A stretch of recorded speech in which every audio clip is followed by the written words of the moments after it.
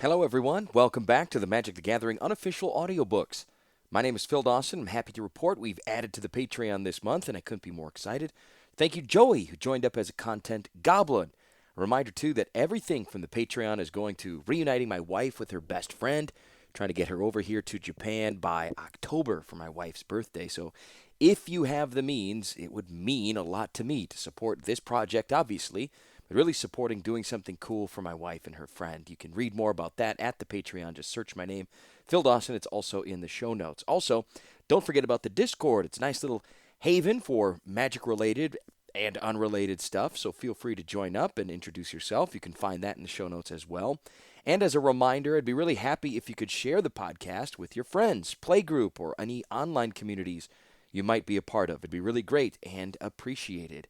Finally, you can also reach me on Twitter or Instagram, Phil in Sendai. I love hearing from you listeners and hearing how you found us, what you like, all that jazz. Anyway, we are on to part 3 of Time Streams, basically halfway through the book. This is a bit of a short chapter too, so kind of setting the stage for what's up next. So you could probably expect to want more. So you'll get it though. Let's do it.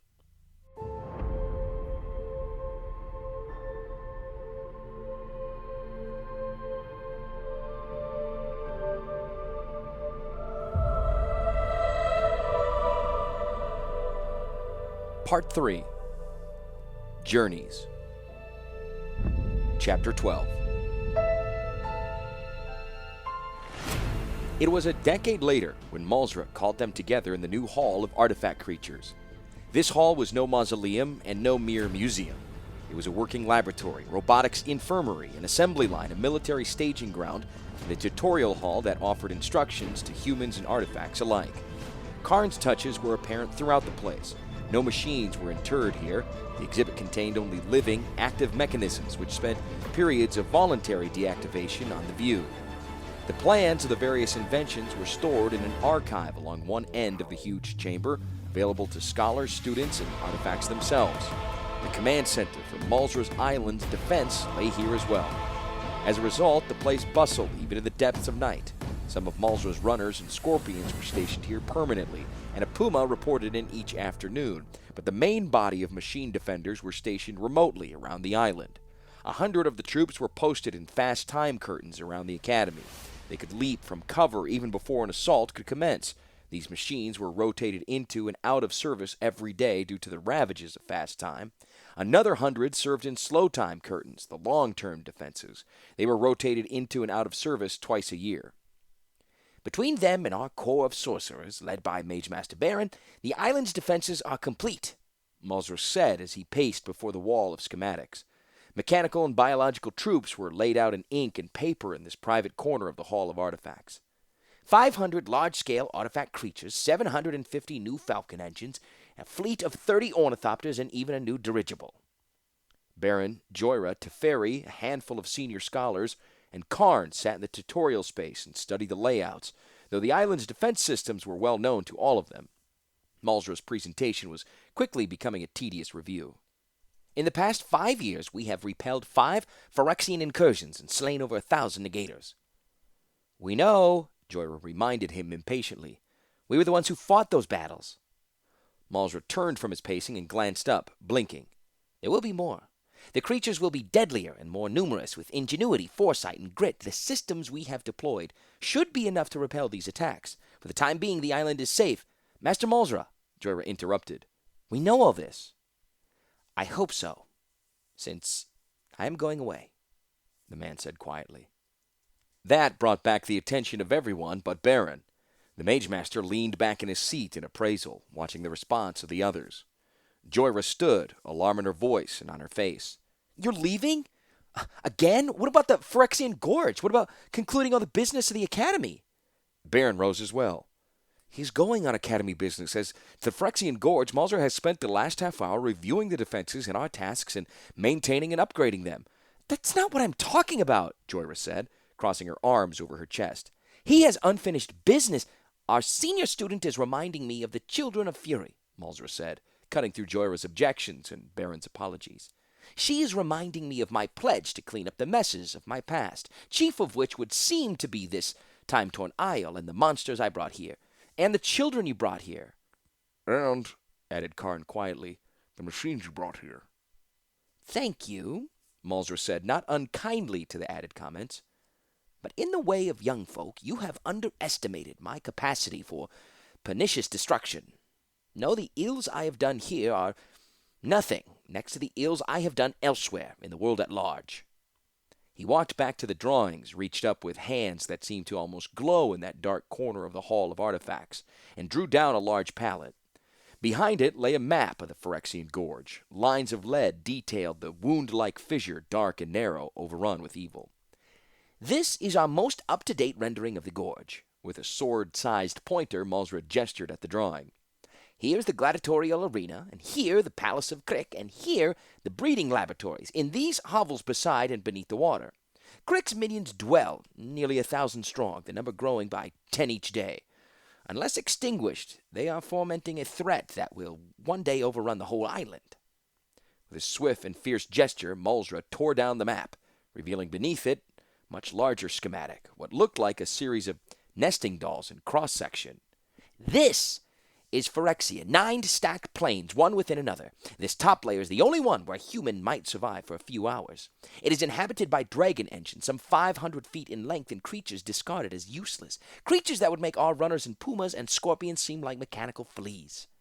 The dense forests in this region are made of semi-metallic plants, poisonous, with razor-edged leaves that grow in the light of the ceaseless lightning storms that fill the soot-black sky.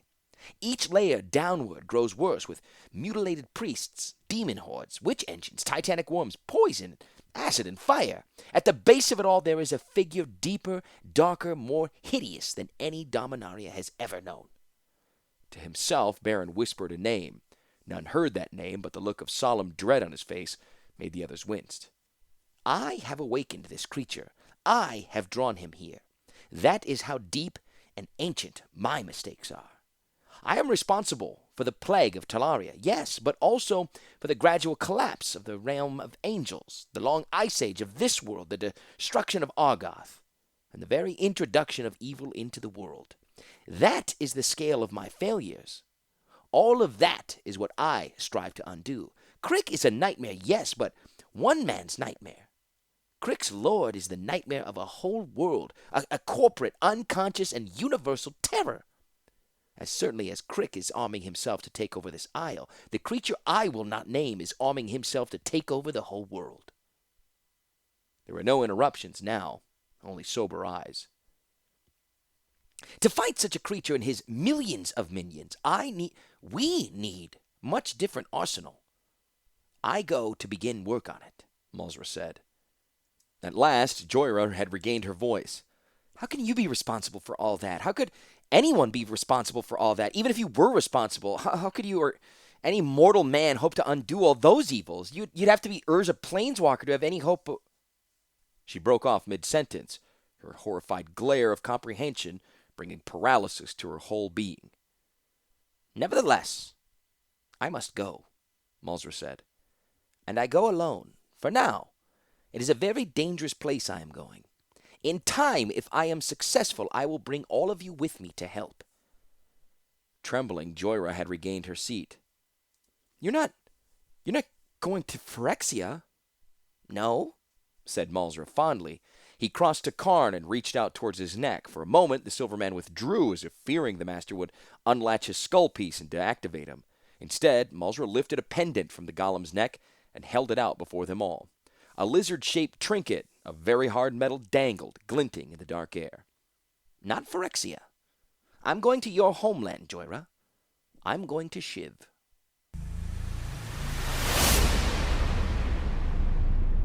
Urza descended. It felt nice not to have to walk. It felt nice to indulge himself in the luxuries of being a planeswalker, to forget about the worrisome business of feigning breath and blinking, of being asked to join in dinners. For him, eating was only a nuisance. Despite his many almost limitless powers, stepping plane to plane with little more than a thought, casting all colors of magic at high levels, living beyond the terrors of ravaging time, seeing to the essence of things, smelling Phyrexian blood at 100 paces, portraying a convincing human was a task that was at once vexing in its minutiae and exhausting in its limitations. It was a small and tedious job, but a necessary one. Except in times like these.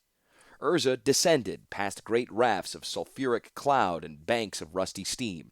His ceremonial robes shrank inward about him, becoming a suit marked with drake feather pads to deflect the volcanic heat of landscape. His sandals transformed into thick leather boots that laced to the knee. Hair braided itself tightly to his head, proof against stray fingers of flame. He needn't enter a landscape this way, dropping from such a height, but he wanted to survey this land before alighting upon it, and, frankly, he enjoyed the ride. Urza had descended once before this way, returning to the ancient ruined wasteland where he and Mishra had first discovered the Thran site of Koilos. That landscape, blasted by a force that sank continents and brought millennium of winter to the world, could not have been more tortured than this one. Backlit mountains jutted in a devilish ring against the sooty horizon. At their tilted tops, steamy lakes glowed evilly in halos of brimstone. Twisted piles of rock slumped down the sides of these silent sentinels, and rivers of stone pulsed and glowed like arteries. Among them, black courses formed networks of cool veins. Black and red alike, the rivers plunged into a great steaming ocean of bubbling lava, beside which sat twisted columns of stone like dejected statues. The magma vented gases in mile-high jets, rock-spitting coronas, and foamy, belching chunks that sizzled nastily along the shore. Urza descended. He landed atop a knob of stone that overhung the seething sea of fire. Beneath his feet, the rock was maroon and warm and rumpled, like a glob of blood pudding. All around him, the air was hot and thick with noxious fumes. Urza breathed and reminded himself what a good thing it was to be immortal. He lifted his gaze. There, above him, magnificent in the dead glare of the place and the rolling gloom of the sky, was what he had come to see, the mana rig. It crouched on a massif of basalt, vulture-like on broad talons of stone and cast clay. These talons ended in myriad claws that reached in a webwork down the rock face to the boiling caldera below. The extrusion looked like a gigantic heart, and once it functioned that way. In ancient time, the tubes that crisscrossed it drew lava up from the boiling pit and pumped it into the immense facility above. The rig was a thing to behold. At either end of it, a pair of bowl-shaped heat shields each held aloft a great city. One, tucked back from the ocean of fire, was an ancient monastery, its conic temples and towers stacked in a decorous hive into the sky. The other, hanging out over the brimstone sea, was a colossal forge of Thran design. It was here that the incredibly hard Thran metal had come from. Urza had arrived in Shiv to explore this site. Between the two cities extended a long storage and production facility with high cathedral-like walls and tapered archways. In that spot, Urza would begin to assemble the weapon that would turn back the Phyrexians forever. Jagged script crawled along the base of the bowl-shaped heat shields. Within the structure would be more script, perhaps undisturbed libraries of it. The rooms and halls, the mechanisms and walls themselves would be chronicles in metal and stone of the minds of the builders. He would learn to forge Thran metal, yes, but more, he would plumb secrets of the greatest artificers the world had ever known, secrets that had made them into the very enemies he now faced. Urza strode from the warm shoulder of stone, making his way past ropey lines of cooled magma. His gemstone eyes scanned the eroded edges of the volcano. He would have to circle north and east past a giant steaming fissure and a pair of twin cliffs washed by tides of superheated rock. It would be a 5-mile walk to reach a structure 1 mile away. Uncomfortable walk. He was immune to the destruction of fire and poison, but not inured to the pain they would cause. To his clothing, Urza imagined a silver gilt wrap that flung back the red heat assailing him on all sides. The wrap took form, and he felt his other clothes cool and sigh, venting heat. A veil of fine-ringed metal mesh assembled itself before his face. Thus garbed, Urza climbed the difficult mountain passes. Of course, he could simply have wished himself into the structure, but to walk a land was to know it. Geography would force him to trace the same paths as generations of others, perhaps as the Thran themselves. He would approach the rig as they had, would see it the way they had. It was much like holding a book upright when learning to read, though it's perfectly possible to read upside down and backward. Already the alien script of this place was beginning to resolve into meaningful words. There were trails here, broad, smooth, patient trails. The stone over which they ran was etched with claw marks. Paths led to various prominent points, lookout posts. If they were currently manned, Urza could see no sign of it. Whoever used these trails moved in the open at a measured pace. They were man-sized creatures. They ruled this place and routinely defended it. Urza lifted the pendant about his neck and stared at the robed lizard dangling there. Other creatures frequented the hillsides too. They had made various rank nests beneath tilted stones and within lava tubes. Though hidden from sight, these spots reeked of furtive movements, worry, and quick death. Spies. Some of the sites were burned out from within. Their bones of their inhabitants lay in ruin at their entrance in warning to others. Other spots, invisible to mortal eyes but plain to Urza's all-seeing gaze, were yet occupied. Tiny eyes gleamed, rat-like and blinking, beneath dark brows of stone. Goblins. Urza smiled gently. Poor, wretched monsters, vermin more accursed than rats. Once he had taken hold of the facility, he could bring a few dozen scorpion engines to clear out the infestation. Until then, he had a long walk, unless a goblin emerged to bar his way, and descending from the clouds had probably done much to convince all watchers to merely watch. Urza would not engage any of the beasts. He entered a vast defile and wandered the length of it. In black-eyed cave mouths, goblins crouched. They whispered to each other and blinked in resentful appraisal, but did not emerge. Urza's instinctual mind marked their positions, while his higher mind analyzed the structure that hung overhead. A third part of his psyche roamed a different defile, one glimpsed long years before. In it, two vast armies engaged in a death match. Urza had believed the vision to show the Thran driving the Phyrexians from the world. It took him millennia to realize the Thran had willingly become the Phyrexians, that Mishra had willingly transformed himself too. Only in that bitter realization had Urza begun to regain his sanity, to recognize the enemy in himself. Something emerged from the lip of stone at the mouth of the defile. Many somethings. Their rust-red robes melded so naturally with the cliffsides that Urza had not seen them until they were rising from every crevice and steam vent across the stone. They moved with a silent, sinewy grace. Some slid out on all fours, clutching the ground with four-clawed hands and feet. Others strode about on hind legs and brandished thin, wickedly barbed polearms. They posted themselves in Urza's path and planted muscular tails behind them. The nearest ones drew back mottled hoods from their heads.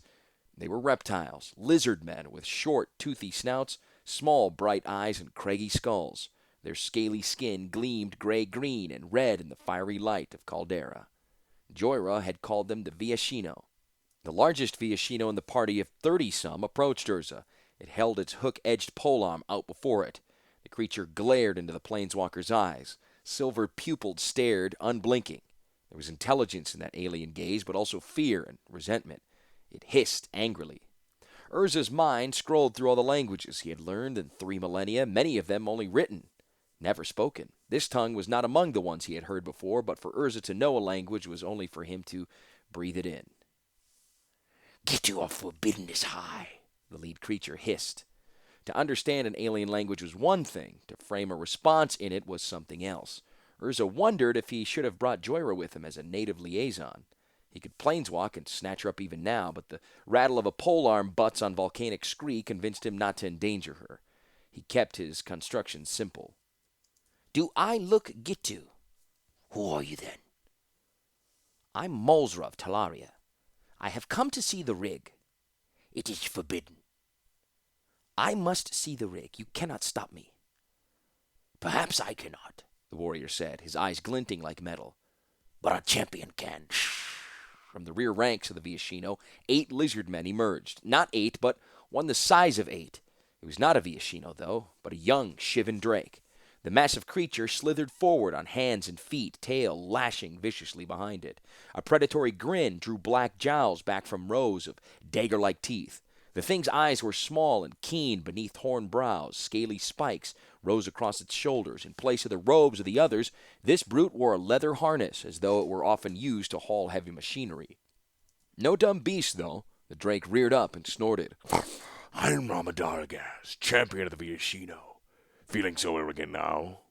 Urza tilted his head in admission. Were he a mere man, he'd be terrified at the prospects of battle, but Urza could sidestep the fastest blows of this creature, could shock him mercilessly until he fell dead, could enervate him so he could not attack, could summon armies of artifact creatures to swarm the hillside and dismantle these creatures. Subtlety in dealing with such creatures was a lesson hard learned over the last few thousand years. It was not fear that informed his next actions, but a concern that he not reveal too much about his powers just yet. Arrogant? No. Confident? Yes. Urza waved the monster forward. Ramadargaz came on. The shouldering might of the drake was like a mountain moving. Urza did not flinch away. Without changing appearance, his robes hardened into armor that would bend only when he willed it to. The creature clutched him in one massive claw, nails clamping down. Urza did not struggle. Ramadargaz hoisted him into the air and snorted hot breath over him. It regarded the unmoving man. Shall I bear you to the dungeons or kill you now? You let me go, Urza replied placidly, and take me to your king. Our bait is not in vagrants, Ramadargaz sneered. And I cannot let you go. You have seen our homeland. You remain our captive or die. I foresee a different future. The beast clenched its claws. Urza's robes crumpled in slowly around him, but he gave no gasp of pain. The Viashino watched in awe, half expecting blood to rim the man's eyes and lips. Instead, Urza repeated his request. Release me and take me to your bay. Enraged, Ramadargaz opened his jaws in a roar and lifted Urza into the gap. Teeth dripped hot saliva across his head. The monster shoved him inward. As placid as ever, Urza reached up into the drooling jowls of the thing. One hand clutched a great slimy tooth above him, and the other a tooth below. He flexed his shoulders. The drake's jaws distended, like a dog with a stick rammed in his mouth. Ramadargaz gagged and rolled his head. He hissed a cloud of acidic breath. Lizard men scattered, but the man in the maw did not relent. Ramadargaz tried to clamp his jaws together. A great clacking sound answered. He howled with pain. Yanking Urza from his mouth, he hurled the man to the ground. The beast clutched one jowl with a twitching claw. Urza rolled across the volcanic dirt and rose to his feet. He clutched in his hand a dripping drake tooth. Now you will take me to your bay. Urza's gaze brooked no discussion. Ramadargaz dropped the claw from his mouth. Scaly hackles bristled across arched shoulders. Hot plumes of death jetted from his nostrils. Twin flames swept over Urza. He stood in their midst. Poison and pulverized rock sluiced past him. In moments, he was lost in the dense blaze. The Viashino who had fled once did so again, backing farther from the battle. Ramadargaz vented his fury until lungs were flat and throat was raw. In the aftermath of rolling smoke, there was no sign of the invader. Lizard men ventured timidly from the rills of where they had sheltered. A purring growl that must have been laughter circulated among the creatures. As if stepping around a corner in space, Urza suddenly appeared. The gory dragon tooth still hung in his grasp. Enough bravado! Now take me to the bay! Rage blossomed blood red in the drake's eyes. His claws sank deep into the volcanic earth. Its haunches gathered to spring, jaw dropping wide. Ramadargaz lunged through the air to swallow Urza whole. The planeswalker grimaced. With an offhand gesture, he flung an arc of magic across the beast. He transformed into stone. Ramadargaz, the champion of the Viashino, became a statue frozen in terrific motion. He seemed even more massive and fearsome in that aspect. His jaws gaped wide. His eyes glared blindly. His whole figure was caught in the act of a leap he would never finish. Urza shrugged. The pulpy tooth waggled in his hand. Well, now instead of a champion, you have a gargoyle. His voice grew steely. Take me to the bay! Though none of the Viashino warriors approached, the largest called out from the lee of a nearby boulder. No! If this is what you do to our champion, what will you do to our bay? It seemed a reasonable observation, and thus, by extension, these could be reasonable lizard men. Urza approached the drake statue. He took a few visual measurements, positioning himself carefully out of the line of charge. Urza set the drake's tooth back into the spot it had occupied. No sooner touched the creature than it fused to his mouth. Urza took a step back. Next moment, the dragon's stony semblance fell away. Ramadargaz vaulted in his attack. He soared past Urza and crashed into the ground before a pile of cooled magma. His toppling bulk shattered the stone bulwark. Chunks of rock bounded out. Viashino scattered farther. The drake's tail lashed the ground. He rolled twice and fetched up against a rocky knob. There he lay, miserable, a twisted mess of wing and claw and scale. Urza gazed bemusedly at the creature. He addressed all the lizard men. I could go to the bay without you to guide me, but there may be more mayhem. The drake rose. He probed his jawline and gasped out wonderingly, My tooth! It's back! I can kill or I can heal, Urza said plainly. You decide. Viashino and Drake exchanged sullen glances. The leader of the lizard men nodded meaningfully to their champion. I regret my actions, Ramadargas stammered resentfully. Violence is not the way. All is forgiven. This is a lesson I took years to learn as well, Urza said. He gestured up the trail toward the mana rig. Shall we proceed? With a wounded bow, not quite courtly but not quite mocking, the Drake led Urza up the path. The Ashina warriors fell in line behind them.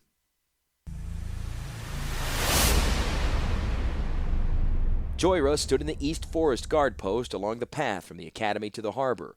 It was a small remote tower provisioned for 3 guards with a single cot to allow a sleeping shift. Tonight, the battlements of the short length of the wall were manned by only 2, but Karn did not need to sleep. He stood below, beside the locked iron gate, and watched through an arrow loop at a curved section of wall. Nothing would get past him. Nothing ever did. One end of the wall verged on a deep, fast time rift where a contingent of 80 runners and scorpions were stationed. Anything living would be slain by the temporal curtain, and anything unliving would be swarmed by the Academy's machines. The glimmer moon shimmered from their silvery shoulders in watchful optics. On the other end of the wall was a steep cliff at the edge of Angelwood. The puma patrols would slay any monsters moving through the forest, and the falcons any moving through the air beyond. It had been 10 years since Joyra had lounged away the day in one of the warm pools of Angelwood. She looked no older outwardly, but inwardly she felt ancient. The slow time water that sustained her and all the older scholars and students preserved her body, but her spirit was no longer that of a child. She had been on her vision quest. She had learned how to break through, not merely to save Teferi from his isolation, but to save herself as well. She had found not a soulmate, but a spiritual twin, and had found that she had discovered her destiny. It was not a life of bright seas and distant shores, though. It was a life of Phyrexians, forever bubbling out of Crick's dark kingdom. Tonight would be no exception. "All clear down there, Karn?" Joyra asked, pacing the top of the rampart.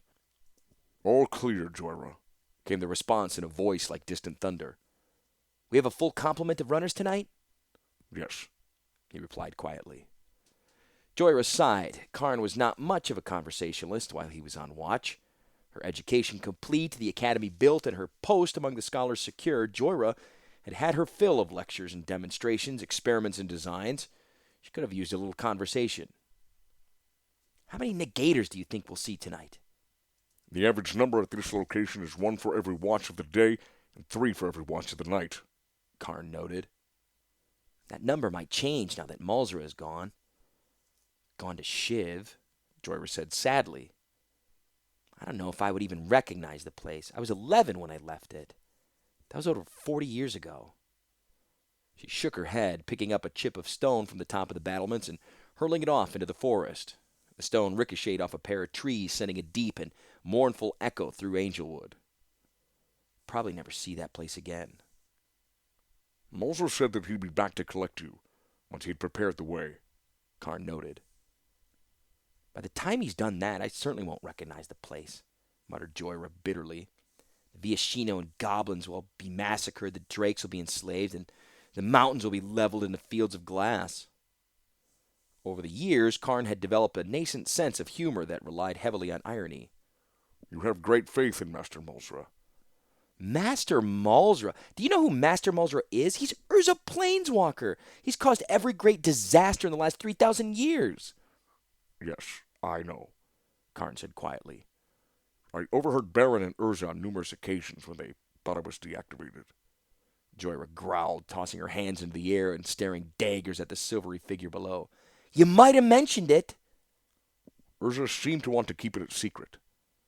Didn't it shock you? Didn't it seem impossible for the man to be a 3,000-year-old legend? Karn's silvery head shook slowly. I am a man made of silver. My best friend is a Gitu genius who is 50 years old but looks 20. I dwell on an island where a day might pass in minutes or years.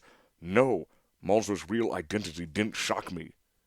Aren't you outraged? Here's a man solely responsible for every wicked thing that has happened to our world. He makes messes and leaves. He has given Baron a beacon, Karn said. Joyra's rant was caught for a moment short. He what? Baron has a beacon, a jewel-handled dagger that is magically linked to the pendant around Urza's neck. Baron can summon him at a moment's notice should the war turn suddenly. He can appear as quickly as the island's native defenders. Joyra shook her head. You're defending him? Don't you see? Urza should have stayed here until the Phyrexians were no longer a threat. He's the reason the Phyrexians are here at all. We are the reason the Phyrexians are here, Corrected Karn. You and I are the reason Crick is here. Urza might have been the reason they came, but we are the reason Crick got in. It's up to all of us to get rid of them. Even as these words sank in, Jorah glimpsed, in the deep distance, the movement of something vast and multi-legged, scuttling like a giant flea. Karn struck the alarm. A contingent of 5 runners darted emu-like from the fast time rent beside the wall. They loped forward along the trail, their legs ratcheted in the darkness. The distant monster wheeled about, retreating. In moments, the runners closed in. They flashed silver in the light of the glimmer moon. The small snap of quarrel rounds rattled through the forest night. The Phyrexians shrieked, but turned. It was small and fiendish between the solemn trees. The scything sound of the runners' scimitars ended in 5 pairs of meaty thuds. One by one, their internal charges went off. Hunks of meat and blood and mechanism leapt up into the air. In moments, there was only smoke and the tangle of legs, monster and machine. We brought Crick here, Jorah, Karn repeated in the drifting silence. Yes, she agreed. We need to get rid of him. Yes, Majesty, Urza said graciously as he bowed before the Lizard Lord. I am a planeswalker. I and all of Dominaria need your forge. Urza made a broad gesture, taking in the high hall, its rings of balconies and its conic vault. He had seen much of the ancient facility on his way in, the coke chambers and blast furnaces, the mold rooms and rollers, the ancient gearwork and chain drives. He had seen enough to know that the forge was capable of producing far more than trinkets if it was given over into the right hands. The bay was an elder Viashino. A gray, grizzled wattle hung at his neck, and a bright red crest topped his head. Robed in purple, Bay Fireeye stood at an ornate rail, the equivalent of a throne for a species with neither the physiology nor the need to sit. The rail was carved from one wall of a giant piston chamber. The circular space had become a pulpit, protected from attack on 3 sides. Its symbolism was clear. Whoever stood within the ancient piston chamber embodied the power of the arcane machinery all around. Fireeye exuded that power. His eyes were small and implacable as they moved across the gathered throng in his audience chamber. He glowered especially at the young Drake who had been sent out to best Urza. At last, Fireeye spoke. What would you build with this forge? Urza blinked, taken aback a moment. Machines. Living machines, like this one. He reached out into empty space, and in his hand appeared a large sheet of paper, the plan of the Silver Man, Karn, and spread it on the floor before the bay. Men like this. I will make them from your metal. I will make them to defend our world. The bay stared for some time at the plans before hissing out his response. This machine will work? I will show you, yes, Urza said emphatically. I will bring a prototype made of metal, an old metal, too soft. You will see he works well. Again the silence. Urza was not accustomed to waiting for the decisions of others, but he needed these creatures. They knew more about the rig than any other beings on the planet. They knew the secrets of making Thran metal. At last, the Bay spoke again. You may make the metal men with our forge on 2 conditions. Yes, prompted Urza. First, there's a certain ancient enemy of ours. The goblins? Urza guessed. No. The goblins are a menace, yes, but our patrols are more than able to dispatch them. The enemy I speak of is the Fire Drake, Jevidalgar's mother of our champion. She has plagued us since our son joined us, the Bay said. You must halt her attacks. It will be done, Urza replied. And the other condition? Second, grant us our property in perpetuity, the prototype creature you speak of. Urza stared a long while at the Lizard Lord, sitting there enthroned on the massive piston, his gemstone eyes lifted, searching the darksome balconies above, as though an answer would lie there. It is quite a sacrifice, you ask. The Bay nodded placidly. Among our people, sacrifice for the tribe is the highest honor. There was wisdom in this saying. Urza thought of all the sacrifices in this war so far. As always, the Phyrexian threat came screaming back to the fore of his mind. "Yes," said Urza Planeswalker. "You may have him."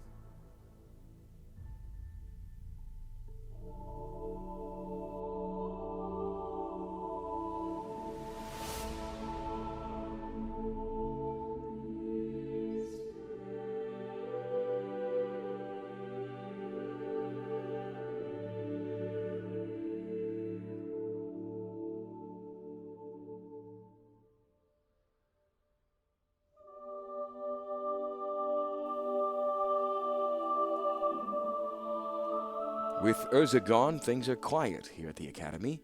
We have had the usual Phyrexian incursions on the borders. They are only tests, of course, and by killing off each of these beasts, we are only helping Crick perfect his invasion force for the day when they will all come across. But for now, we are safe, and we build more machines. I can only wonder what Urza is doing on the other side of the world. I can only hope that the lessons he has learned here at Talaria have made him more human again. Human or inhuman, I pray he succeeds. Otherwise, we are all doomed. Baron, Mage Master of Talaria.